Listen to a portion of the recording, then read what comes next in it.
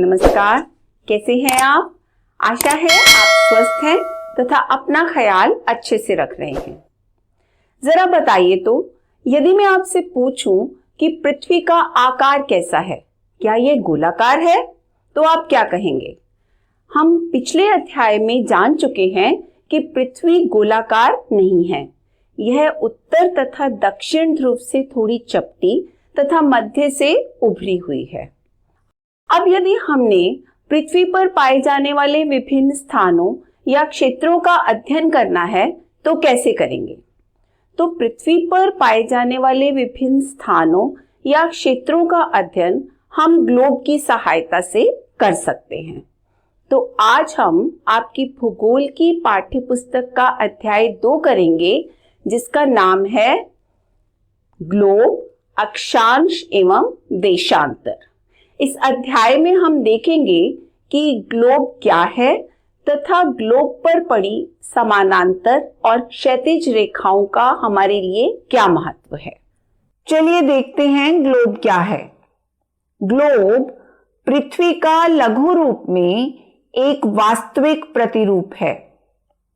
Globe विभिन्न आकार एवं प्रकार के हो सकते हैं, जैसे बड़े ग्लोब जो आसानी से एक स्थान से दूसरे स्थान पर नहीं ले जाए जा सकते, छोटे ग्लोब या पॉकेट में रखने योग्य ग्लोब जिन्हें आसानी से एक स्थान से दूसरे स्थान पर ले जाया जा सकता है। ग्लोब पर देशों, महाद्वीपों तथा महासागरों को उनके सही आकार में दिखाया जाता है। अब आपके मन में यह सवाल आ रहा होगा कि यदि ग्लोब पृथ्वी का एक मॉडल है तो हम सब ग्लोब पर कहाँ रहते हैं? तो हम सब पृथ्वी की सतह पर रहते हैं। ग्लोब पर 2 बिंदुओं पर ध्यान दें, एक उत्तर में और दूसरा दक्षिण में।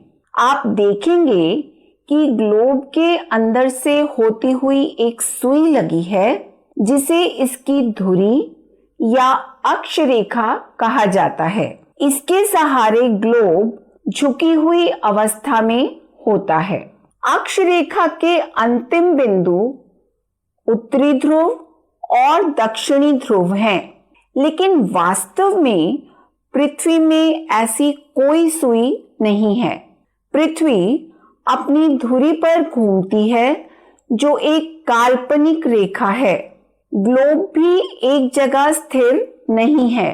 इसे उसी तरह घुमाया जा सकता है जैसे कि कुम्हार के चक्के का ऊपरी पहिया घुमाया जाता है।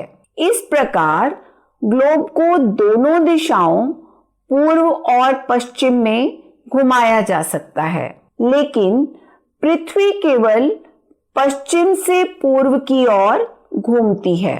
ग्लोब पर एक अन्य काल्पनिक रेखा ग्लोब को 2 बराबर भागों में बांटती है। इसे विषुवत वृत्त कहा जाता है। पृथ्वी के उत्तर में स्थित आधे भाग को उत्तरी गोलार्ध तथा दक्षिण वाले आधे भाग को दक्षिणी गोलार्ध कहा जाता है। ये दोनों बराबर के आधे भाग होते हैं। इस प्रकार विषुवत वृत्त पृथ्वी पर एक काल्पनिक वृत्त बनाती है एवं यह पृथ्वी पर विभिन्न स्थानों की स्थिति बताने का सबसे महत्वपूर्ण संदर्भ बिंदु है। विषुवत वृत्त से ध्रुवों तक स्थित सभी समानांतर वृत्तों को अक्षांश रेखाएं कहा जाता है। अक्षांशों को अंश में मापा जाता है। तो विषुवत वृत्त किस अंश को दर्शाती है? विषुवत वृत्त 0 अंश अक्षांश को दर्शाती है। अब क्योंकि विषुवत वृत्त से दोनों तरफ ध्रुवों के बीच की दूरी पृथ्वी के चारों ओर के वृत्त का 1/4 है, तो इसका माप होगा 360 अंश का 1/4। तो 360 अंश का 1/4 कितना हुआ? यह हुआ 90 अंश। इस प्रकार 90 अंश उत्तरी अक्षांश उत्तर ध्रुव को दर्शाता है तथा 90 अंश दक्षिणी अक्षांश दक्षिण ध्रुव को। इस प्रकार विषुवत वृत्त के उत्तर की सभी समानांतर रेखाओं को उत्तरी अक्षांश कहा जाता है तथा विषुवत वृत्त के दक्षिण स्थित सभी समानांतर रेखाओं को दक्षिणी अक्षांश कहा जाता है। इसीलिए प्रत्येक अक्षांश के मान के साथ उसकी दिशा यानी उत्तर या दक्षिण को भी लिखा जाता है। उदाहरण के लिए महाराष्ट्र में चंद्रपुर एवं ब्राजील जो कि दक्षिण अमेरिका में है, वहां पर बेलो हॉरिजॉन्टे दोनों एक ही अक्षांश 20 अंश पर स्थित हैं, लेकिन चंद्रपुर विषुवत वृत्त के 20 अंश उत्तर में तथा बेलो हॉरिजॉन्टे विषुवत वृत्त के 20 अंश दक्षिण में स्थित है। इसलिए हम कहते हैं कि चंद्रपुर 20 डिग्री उत्तर अक्षांश पर तथा बेलो हॉरिजॉन्टे 20 डिग्री दक्षिण अक्षांश पर स्थित है। जैसे जैसे हम विषुवत वृत्त से दूर होते जाते हैं, अक्षांशों का आकार घटता जाता है। अब हम बात करेंगे महत्वपूर्ण अक्षांश रेखाएं कौन कौन सी हैं। विषुवत वृत्त जो कि 0 डिग्री अक्षांश है, उत्तर ध्रुव जो 90 डिग्री उत्तर अक्षांश है तथा दक्षिण ध्रुव जो 90 डिग्री दक्षिण अक्षांश है। इसके अतिरिक्त 4 महत्वपूर्ण अक्षांश रेखाएं और भी हैं।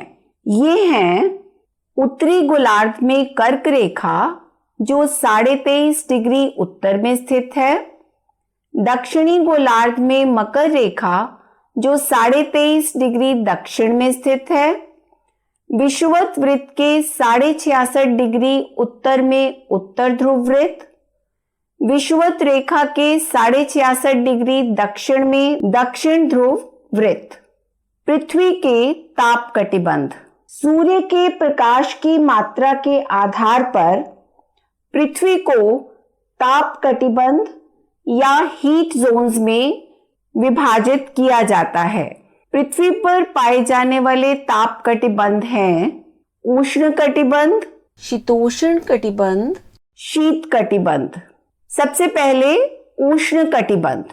कर्क रेखा एवं मकर रेखा के बीच के सभी अक्षांशों पर सूर्य वर्ष में एक बार दोपहर में सिर के ठीक ऊपर होता है, इसलिए इस क्षेत्र में सबसे अधिक ऊष्मा प्राप्त होती है।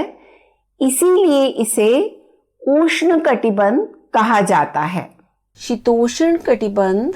कर्क रेखा तथा मकर रेखा के बाद किसी भी अक्षांश पर दोपहर का सूर्य कभी भी सिर के ऊपर नहीं होता, अर्थात ध्रुव की तरफ सूर्य की किरणें तिरछी होती जाती हैं। इस प्रकार उत्तरी गोलार्ध में कर्क रेखा एवं उत्तर ध्रुव वृत्त तथा दक्षिणी गोलार्ध में मकर रेखा एवं दक्षिण ध्रुव वृत्त के बीच वाले क्षेत्र का तापमान मध्यम रहता है, इसलिए इन्हें शीतोष्ण कटिबंध कहा जाता है। शीत कटिबंध। उत्तरी गोलार्ध में उत्तर ध्रुव वृत्त एवं उत्तरी ध्रुव तथा दक्षिण गोलार्ध में दक्षिण ध्रुव वृत्त एवं दक्षिण ध्रुव के बीच के क्षेत्र में ठंड बहुत ज्यादा होती है। क्यों? क्योंकि यहाँ सूर्य क्षितिज से ज्यादा ऊपर नहीं आ पाता है, इसलिए ये शीत कटिबंध कहलाते हैं। चलिए, अभी तक हमने जो भी किया उसे एक बार फिर से दोहराते हैं। ग्लोब पृथ्वी का लघु रूप में एक वास्तविक प्रतिरूप है। पृथ्वी अपने अक्ष पर चारों ओर पश्चिम से पूर्व की ओर घूमती है। विषुवत वृत्त या भूमध्य रेखा एक काल्पनिक रेखा है जो पृथ्वी को दो भागों में बांटती है। उत्तर में स्थित आधे भाग को उत्तरी गोलार्ध तथा दक्षिण वाले आधे भाग को दक्षिण गोलार्ध कहते हैं। विषुवत वृत्त 0 अंश अक्षांश को दर्शाती है। उत्तरी गोलार्ध में कर्क रेखा 23.5 डिग्री उत्तरी अक्षांश है। दक्षिणी गोलार्ध में मकर रेखा 23.5 डिग्री दक्षिण अक्षांश है। विषुवत वृत्त के 66.5 डिग्री उत्तर में उत्तर ध्रुव वृत्त है। विषुवत वृत्त के 66.5 डिग्री दक्षिण में दक्षिण ध्रुव वृत्त है। पृथ्वी पर मुख्य ताप कटिबंध क्षेत्र हैं उष्ण कटिबंध, शीतोष्ण कटिबंध, शीत कटिबंध। आइए जानते हैं देशांतर क्या है। किसी स्थान की स्थिति को बताने के लिए उस स्थान के अक्षांश के अतिरिक्त कुछ और जानकारियों की आवश्यकता भी होती है, क्योंकि यदि दो स्थान एक ही अक्षांश पर स्थित हों तो उनकी सही स्थिति कैसे जानेंगे। तो ऐसे में सही स्थिति जानने के लिए उत्तरी ध्रुव को दक्षिणी ध्रुव से जोड़ने वाली संदर्भ रेखा से पूर्व या पश्चिम की ओर दूरी देखी जाती है। जैसे आप ग्लोब पर देख सकते हैं कि प्रशांत महासागर में स्थित टोंगा द्वीप एवं हिंद महासागर में स्थित मॉरिशस द्वीप एक ही अक्षांश 20 डिग्री दक्षिण पर स्थित हैं। तो उनकी सही स्थिति जानने के लिए यह पता करना होगा कि उत्तर ध्रुव को दक्षिण ध्रुव से जोड़ने वाली संदर्भ रेखा से पूर्व या पश्चिम की ओर इन स्थानों की दूरी कितनी है। इन संदर्भ रेखाओं को देशांतरीय याम्योत्तर कहते हैं तथा उनके बीच की दूरी को देशांतर के अंशों में मापा जाता है। प्रत्येक अंश को मिनट में तथा मिनट को सेकंड में विभाजित किया जाता है। देशांतर अर्धवृत्त हैं तथा उनके बीच की दूरी ध्रुवों की तरफ बढ़ने पर घटती जाती है एवं ध्रुवों पर 0 हो जाती है। अक्षांशों के विपरीत सभी देशांतरीय याम्योत्तरों की लंबाई समान होती है, इसलिए उन्हें सिर्फ मुख्य संख्याओं में व्यक्त करना काफी कठिन था। तो सभी देशों ने यह निश्चय किया कि ग्रीनिच, जो ब्रिटेन में लंदन के पास स्थित है, वहां से गुजरने वाली याम्योत्तर से पूर्व और पश्चिम की ओर गिनती शुरू की जाए। इस याम्योत्तर को प्रमुख याम्योत्तर कहते हैं। प्रमुख याम्योत्तर का मान 0 डिग्री देशांतर है। यहां से हम 180 डिग्री पूर्व या 180 डिग्री पश्चिम तक गणना करते हैं, अर्थात ग्लोब पर 360 याम्योत्तर रेखाएं दिखाई देती हैं। प्रमुख याम्योत्तर तथा 180 डिग्री याम्योत्तर मिलकर पृथ्वी को 2 समान भागों पूर्वी गोलार्ध तथा पश्चिमी गोलार्ध में विभक्त करती है। इसीलिए किसी स्थान के देशांतर के आगे पूर्व के लिए पूर्व तथा पश्चिम के लिए पश्चिम का उपयोग करते हैं। क्या आप ग्लोब पर अक्षांश रेखाओं तथा देशांतरीय याम्योत्तरों के द्वारा बनी ग्रिड को देख पा रहे हैं? ग्रिड क्या है? ग्लोब पर या किसी अन्य सपाट सतह पर आप देख सकते हैं कि ग्लोब पर अक्षांश, जो कि समानांतर रेखाएं हैं, एवं देशांतर, जो कि क्षैतिज रेखाएं हैं, एक दूसरे को समकोण पर काट रही हैं। अब यदि आपको किसी स्थान के अक्षांश एवं देशांतर की सही जानकारी हो तो ग्लोब पर आप उस स्थान को आसानी से ढूंढ सकते हैं। उदाहरण के लिए असम में धुबरी 26 डिग्री उत्तर अक्षांश एवं 90 डिग्री पूर्व देशांतर पर स्थित है। अब उस बिंदु को देखें जहां ये दोनों रेखाएं एक दूसरे को काटती हैं। यह बिंदु धुबरी की सही स्थिति होगी। देशांतर और समय। समय को मापने का सबसे अच्छा साधन पृथ्वी, चंद्रमा एवं ग्रहों की गति है। सूर्योदय एवं सूर्यास्त प्रतिदिन होता है, तो स्वाभाविक है कि पूरे विश्व में समय निर्धारण का यह सबसे अच्छा साधन है। स्थानीय समय का अनुमान सूर्य के द्वारा बनने वाली परछाई से लगाया जा सकता है। कैसे? दोपहर के समय परछाई सबसे छोटी एवं सूर्योदय तथा सूर्यास्त के समय परछाई सबसे लंबी होती है। ग्रीनिच पर स्थित प्रमुख याम्योत्तर पर सूर्य जिस समय आकाश के सबसे ऊंचे बिंदु पर होगा, उस समय याम्योत्तर पर स्थित सभी स्थानों पर दोपहर होगी।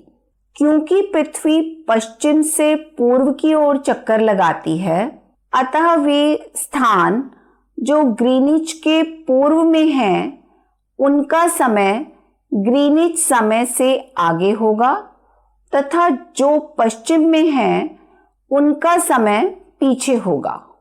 समय के अंतर की दर की गणना कुछ इस तरह से की जा सकती है। पृथ्वी लगभग 24 घंटे में अपने अक्ष पर 360 डिग्री घूम जाती है, अर्थात वह 1 घंटे में 15 मिनट अर्थात वह 1 घंटे में 15 डिग्री एवं 4 मिनट में 1 डिग्री घूमती है। इस प्रकार जब ग्रीनिच में दोपहर के 12 बजते हैं, तब ग्रीनिच से 15 डिग्री पूर्व में समय होगा 60 मिनट अर्थात ग्रीनिच के समय से 1 घंटा आगे, अर्थात वहां दोपहर का 1 बजा होगा। लेकिन ग्रीनिच से 15 डिग्री पश्चिम का समय ग्रीनिच समय से 1 घंटा पीछे होगा, यानी वहां सुबह के 11 बजे होंगे। किसी भी स्थान पर जब सूर्य आकाश में अपने उच्चतम बिंदु पर होता है, तो दोपहर में उस समय घड़ी में दिन के 12 बजते हैं। इस प्रकार घड़ी के द्वारा दिखाया गया समय उस स्थान का स्थानीय समय होगा। हम मानक समय क्यों मानते हैं? अलग अलग याम्योत्तर पर स्थित स्थानों के स्थानीय समय में अंतर होता है। उदाहरण के लिए बहुत से देशांतरों से होकर गुजरने वाली रेलगाड़ियों के लिए समय सारणी तैयार करना कठिन होगा। भारत में गुजरात के द्वारका तथा असम में डिब्रूगढ़ के स्थानीय समय में लगभग 1 घंटा 45 मिनट का अंतर होगा। तो यह आवश्यक है कि देश के मध्य भाग से गुजरने वाली किसी याम्योत्तर के स्थानीय समय को देश का मानक समय मान लिया जाए। इस याम्योत्तर रेखा के स्थानीय समय को पूरे देश का मानक समय माना जाता है। भारत में 82 डिग्री 30 मिनट पूर्व को मानक याम्योत्तर माना गया है। क्यों? क्योंकि यह याम्योत्तर भारत के लगभग मध्य से गुजरती है तथा इस याम्योत्तर के स्थानीय समय को पूरे देश का मानक समय माना जाता है। आपको बता दें कि भारत ग्रीनिच के पूर्व में 82 डिग्री 30 मिनट पूर्व में स्थित है तथा यहाँ का समय ग्रीनिच समय से 5 घंटा 30 मिनट आगे है। इसलिए जब लंदन में दोपहर के 12 बजे होंगे तब भारत में शाम के 5:30 बजे होंगे। जरा बताइए तो, यदि भारत और इंग्लैंड के बीच एक क्रिकेट मैच लंदन में दोपहर 2 बजे शुरू होगा तो यह मैच भारत में किस समय शुरू होगा? तो भारत के समयानुसार यह मैच शाम के 7:30 बजे शुरू होगा। इसके साथ साथ कुछ देशों का देशांतरीय विस्तार अधिक होता है, जिसके कारण वहां एक से अधिक मानक समय अपनाए जाते हैं। उदाहरण के लिए रूस में 11 मानक समयों को अपनाया गया है। पृथ्वी को एक एक घंटे वाले 24 समय क्षेत्रों में बांटा गया है तथा प्रत्येक समय क्षेत्र 15 डिग्री देशांतर तक के क्षेत्र को घेरता है।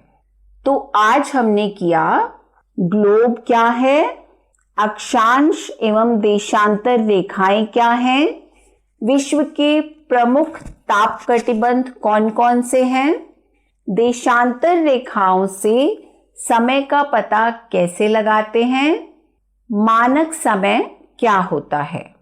चलिए अब हम कुछ प्रश्नों के उत्तर देने का प्रयास करते हैं। पहला प्रश्न है, विषुवत वृत्त है 0 डिग्री अक्षांश, 23.5 डिग्री अक्षांश, 66.5 डिग्री अक्षांश या 90 डिग्री अक्षांश? तो विषुवत वृत्त है 0 डिग्री अक्षांश। अगला प्रश्न है, प्रमुख याम्योत्तर का मान है 0 डिग्री देशांतर, 23.5 डिग्री देशांतर, 82.5 डिग्री देशांतर या 360 डिग्री देशांतर? सही उत्तर है प्रमुख याम्योत्तर का मान 0 डिग्री देशांतर है। आपका तीसरा प्रश्न है, देशांतर अर्धवृत्त हैं तथा उनके बीच की दूरी ध्रुवों की तरफ बढ़ने पर बढ़ती जाती है, घटती जाती है, समान रहती है, दिए गए विकल्पों में से कोई नहीं? तो सही उत्तर है देशांतर के बीच की दूरी ध्रुवों की तरफ बढ़ने पर घटती जाती है।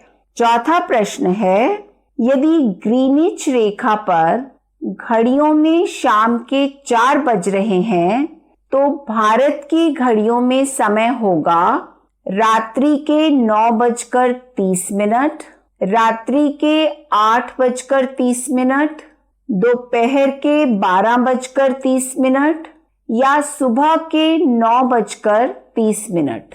इसका सही उत्तर है, यदि ग्रीनिच रेखा पर घड़ियों के समय में 4 बज रहे हैं तो भारत की घड़ियों में समय होगा रात्रि के 9:30।